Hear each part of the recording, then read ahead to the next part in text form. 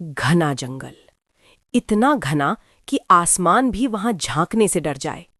आधी रात का वक्त था और उस सन्नाटे को चीरती हुई तेज चलती एक इंसानी सांस। राघव की छाती जोर जोर से उठ रही थी। हर सांस के साथ ऐसा लग रहा था जैसे जंगल उसे सुन रहा हो। उसके हाथ में पकड़ी टॉर्च कांप रही थी। रोशनी स्थिर नहीं थी, कभी पेड़ों की जड़ों पर, कभी सूखे पत्तों पर और कभी अंधेरे में खो जाती। और उसी जंगल के बीच मिट्टी में आधा धसा हुआ एक पुराना आईना। राघव ने उसे देखा और पहली बार उसे लगा, कुछ चीजें इंसान को देखने के लिए नहीं होती। लेकिन इस रात से पहले सब कुछ सामान्य था। कुछ घंटे पहले राघव और उसकी बहन मीरा शहर से गांव लौट रहे थे। बारिश की वजह से पुरानी सड़क बंद थी। मोबाइल नेटवर्क कब का मर चुका था। जीपीएस ने एक शॉर्टकट दिखाया, सीधे जंगल के बीच से।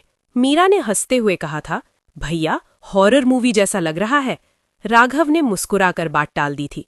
उसे नहीं पता था कि जंगल मजाक समझता ही नहीं। जैसे जैसे वो आगे बढ़े, जंगल बदलने लगा। हवा भारी हो गई, आवाजें गायब, न पंछियों की चहचहाहट, न कीड़ों की आवाज, सिर्फ सूखे पत्तों पर पड़ते उनके कदम। चर चर। मीरा ने धीरे से पूछा, इतनी खामोशी क्यों है?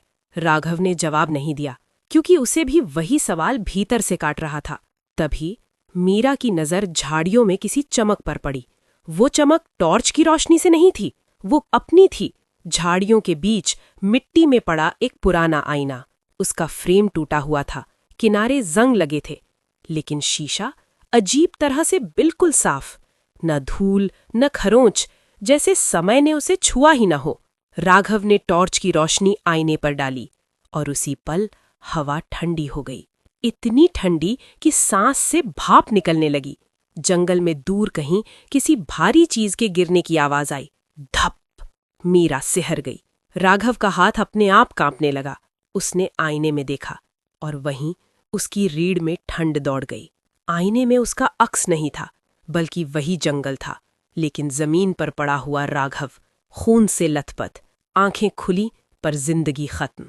उस पल राघव को लगा जैसे उसका दिल धड़कना भूल गया हो। भैया! मीरा की आवाज फुसफुसाहट बन गई। मीरा ने भी आईने में देखा, और जो उसने देखा वो उससे भी ज्यादा डरावना था। आईने में मीरा अकेली थी, जंगल से बाहर निकलती हुई। पीछे मुड़कर देखती, लेकिन वहां कोई नहीं। उसके चेहरे पर डर नहीं था, बस खालीपन। ये आईना, मीरा ने कहा। राघव ने उसकी बात पूरी नहीं होने दी। चलो अभी। उन्होंने आईने को वहीं छोड़ा और तेजी से आगे बढ़ने लगे। लेकिन जंगल पीछे नहीं छूटा। हर कुछ मिनट में पेड़ और पास आ जाते। रास्ता पतला होता गया और फिर घूमकर वो फिर उसी जगह पहुंच गए। वही झाड़ियां, वही जमीन, वही सन्नाटा। मीरा की आंखों में आंसू थे। भैया, ये जंगल... राघव ने महसूस किया जंगल रास्ता नहीं रोक रहा था, वो फैसला ले रहा था। अचानक मीरा रुक गई। जमीन गीली थी, पत्थर चिकना था। उसका पैर फिसला और उसी पल समय टूट गया। वही हुआ जो आईने में दिखा था। राघव उसे बचाने दौड़ा, लेकिन खुद संतुलन खो गया था। वो खाई की तरफ फिसल गया। गिरते वक्त उसके दिमाग में सिर्फ एक आवाज थी, आईना झूठ नहीं था। किसी तरह उसने पेड़ की जड़ पकड़ ली। तेज दर्द, हड्डियां चटकती हुई, लेकिन जान बच गई। मीरा की चीखें जंगल में गूंज रही थीं। सुबह तक मीरा मदद लेकर लौटी। दिन की रोशनी में जंगल आम लग रहा था, जैसे कुछ हुआ ही ना हो। कुछ दिन बाद दोनों फिर वहां गए। न आईना न निशान। गांव के बुजुर्गों ने बस इतना कहा, वो आईना भविष्य नहीं दिखाता, वो फैसला करता है। आज भी जब राघव शीशे में खुद को देखता है, उसे लगता है अक्स उसे नहीं देख रहा, जंगल उसे देख रहा है।